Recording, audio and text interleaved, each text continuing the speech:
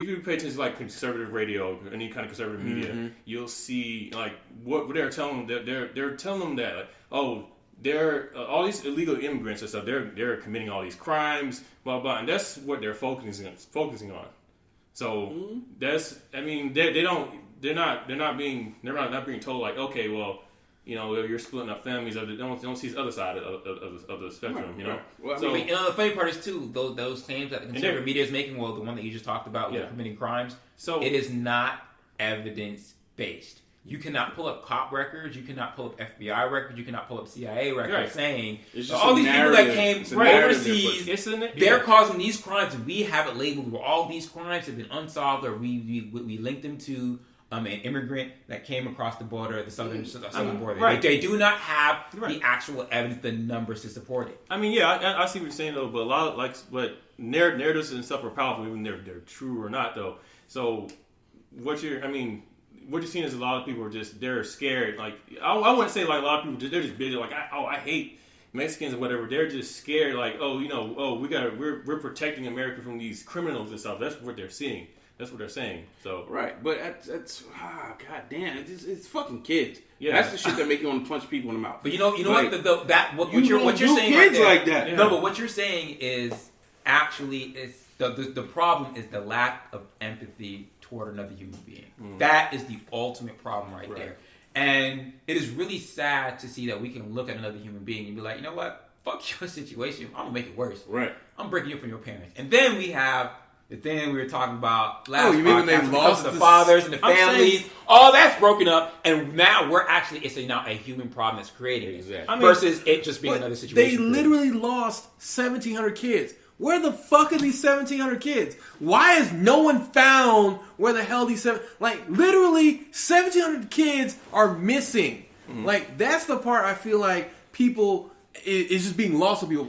The government lost 1,700 kids. It's not enough. If that happened to white people, there would be fucking fires. It would never happen from California. It wouldn't happen to white Black people. and brown people That's missing what all I'm the saying. damn time, and there's no outrage. Yeah. That touched on another thing. All those missing black girls in the Northeast, the girls in Chicago that go missing. Ain't got no money. Once people start getting killed in France and stuff, though, it's rich everybody. Whole world. Rich white kids are the whole different story. The white girl in France, country flips over. That France bullshit. That was some bullshit. But it's not enough outrage. Like you can't. You're capitulating to the situation. No. Actually, if you're I don't think you're right on that one either. I think there is enough outrage, but the media is not covering it, and it is not spread enough. Okay, that could be true too. But that's a problem with the media. Why is the media not outraged? These are still people. The media is a people. You understand that? Like people who show up and talk on TV and make a decision on what to air and how to speak about it and shit like that, and have an influence on the programming to a certain extent. Of course, they still have people above that, but that's when you exert your influence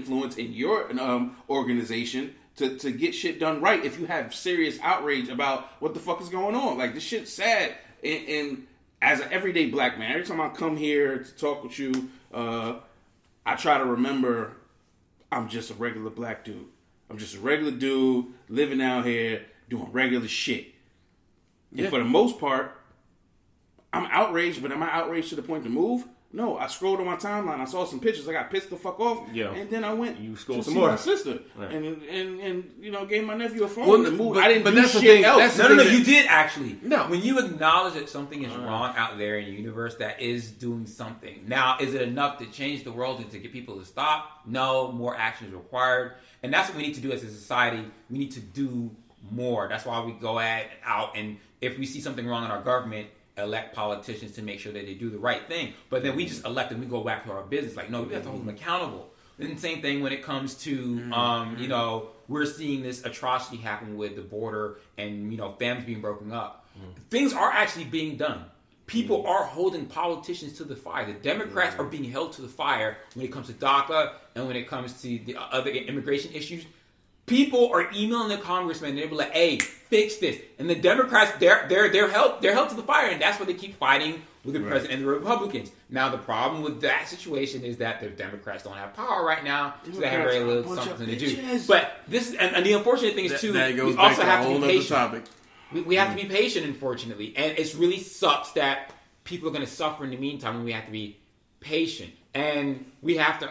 I should ultimately just understand, like, hey, our system is this fragile where things like this are allowed to happen. And we need to prepare ourselves for it happening, and we need to fight so that it doesn't happen again in our legislation and in our daily lives. But again, that's empathy, which we have a lack of in this country, and that needs to be fixed. I want to say one thing. Go ahead. This one thing, just it opens up a whole other can of worms. But the people that work, the people that are physically separating, the people that are standing there physically separating the child from the parent, right? You're also a person. Mm-hmm. How do you live with yourself? That automatically makes me think about people in the military and the things that they have to do overseas and shit like that. And it's like, nobody pays attention to that shit. Postpartum, whatever you call that shit, when it comes to PTSD, all that shit, when they come back over here with all the things that they've been through. They've probably done this shit millions of times already overseas. But now that it's happening on our soil, as a everyday regular person, I'm starting to think there's been people willing to do this shit for years on top of years in different countries over and over and over again who don't give a fuck about other people. The same person that put a bullet in an Arabian kid's head overseas is probably the same person separating these kids at the border. Well, that's not entirely true. So one thing that Boots wanted to talk about briefly was just there's a great saga on Radiolab called the Border Saga. Wow. So it's taking... Border Trilogy. Well, it's the Border Trilogy, but it's basically about the border. Mm-hmm. But it's told from it's told kind of like from the perspective of people who were on both sides. You had people who were Mexicans who then suddenly became American one day, and other people who had like other things coming up, and some were like why certain people in the Border Patrol were a fan of the whole wall thing and building a wall and whatever. It just goes over like a lot of different topics from a lot of different angles. Mm-hmm. If you haven't gotten a chance to listen to it, you probably should listen to it if you want to know a little bit more about people's attitudes on it. But what you're saying to... Yeah, it's a podcast. It's a trilogy. Okay. But Radiolab is a podcast. Oh, okay. Gotcha. Yeah, Radiolab is a podcast, but it's a Border trilogy. Mm. So one of the things that kind of came out of that, that goes back towards your point, is like these people who are asking for this, they're not monsters. Yeah. But if you see people coming across the border who do shoot up shit or who kill your cat or whatever, it only has to happen several times before you're just like, fuck you, fuck everybody who's coming across the border. I don't know who's a good, I don't know who's a bad. I just want to shoot people and let God sort them out. Like, it only happens so many times. And it's not everyone. Yeah. But when you have people coming across who have guns and might be injuring you or your family, you're going to look at things totally different. But at the same time, getting to the point that you were actually saying, the reverse is equally as true, if not more pressing, in that when people were seeing the Nazis putting people in these death camps, and you're thinking, how could these people do it? There was a photo that came out on Reddit not too long ago where they showed the Nazis and like they had little retreats from like, oh, being a Nazi is hard. Come over here. We've got these little comfort women kind of situations, and they're all smiling and whatnot. And it's like you're literally like a mile from Auschwitz over here, living it up, living a great life. Yet in your day to day, you kill people. But this is how it happens. That level of empathy, like. I would have to quit if I had to be like, all right, I'm going to break up these families and I'm going to throw these kids into this camp. Like, that's just not something that I can do. So the people who are working these jobs, these are not high paying people.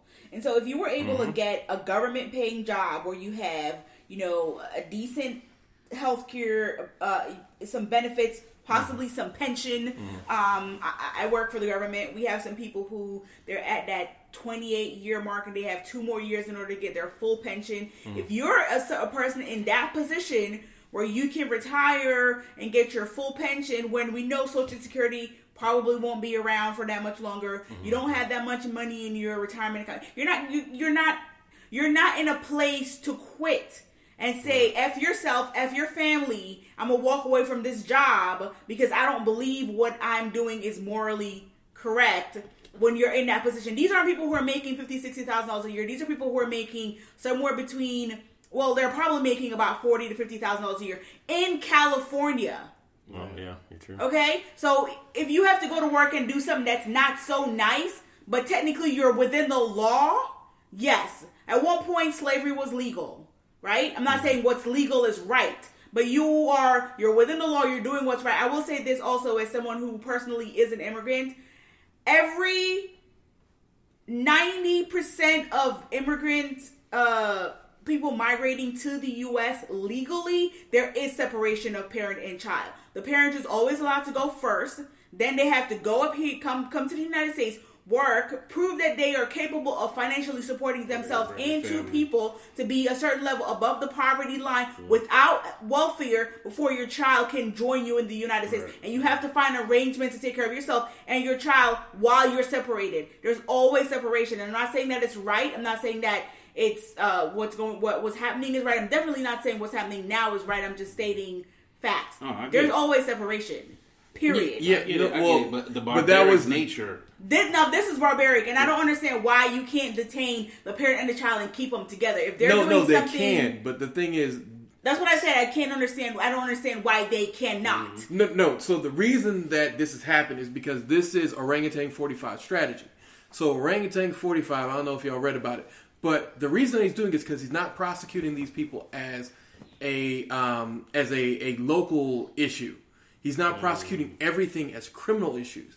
So in criminal cases, we do separate families. Right. Because if you're convicted of manslaughter and you got your whole family with you, we are going to separate you from your family regardless, because you're not a natural citizen here. You don't have the sort of things going on. But his goal in his scenario, and I'll let you talk in just a second, Stylish, is that by doing this, he's hoping to force the Democrats to give him everything else he wants on the list. Because he's like, as long as you keep this going on, I will continue to fuck these people over. But this is essentially the abusive household stepfather saying, I don't want to beat the kids. If you would just shut the fuck up and cook me dinner, I would have to beat them. Aren't you tired of me beating them? It's like, no, this is completely ass backwards. You're justifying cruelty because you want to have a bargaining chip that you can use to get everything that you want, which is everything democracy is supposed to stand against. But Stylish, you had something that you wanted to say. Well, again, the only thing I was going to say is like, they've just been pushing that whole immigration is criminals, violent criminals, mean people that needs to get out of the country thing though. They've been pushing that for a long time, so. That just kind of goes with what he's been doing, what he's been campaigning for before he became president. So that's all I want to say on that one, though. Yeah, well, why are we surprised? He said he was going to build a wall. He couldn't build a wall. He found a way to do it worse. Right. It's just frustrating now. We keep getting to a point where you feel like this shit got to stop and something's going to change. And then nothing does. And then you get to that point again further down the line. And then we say, this has got to stop. We got to this point. Something has to change. And then it's hard to change. Keep moving the needle every time. It's hard. It's not necessarily hard to. It takes a lot. Well, here's the thing. There's just so many people that's okay with it. And things like he's doing a good job. You know, like that's a huge wall right there, though. You know, history is going to look back on us and say, "How could you guys have supported something like this? Like, how could you have been so barbaric?" And it's like you're not going to see all the people who did speak out against it, because a lot of it comes to you speaking to your brother and saying, "Hey, you know, this is something that is wrong." And them saying, "Well, you know, I think." How would you deal with it if your family... Well, I wouldn't have come here illegally. No, you don't fucking know that. Because you've always lived in a country where things are fine. That is lack of empathy. Most people... There's a religious saying, No, it goes further than that. I agree with Stylish on that. Like, this is beyond a lack of empathy. Because right now... This is basically a lack of humanity. Because you can't... If I put you in the room with a child... And you had a choice of sending them back with their family or sending them off to some camp. You would never push let's go see how this camp thing goes. But for some of these people, they would push it in a heartbeat because they don't fucking care about other people's humanity.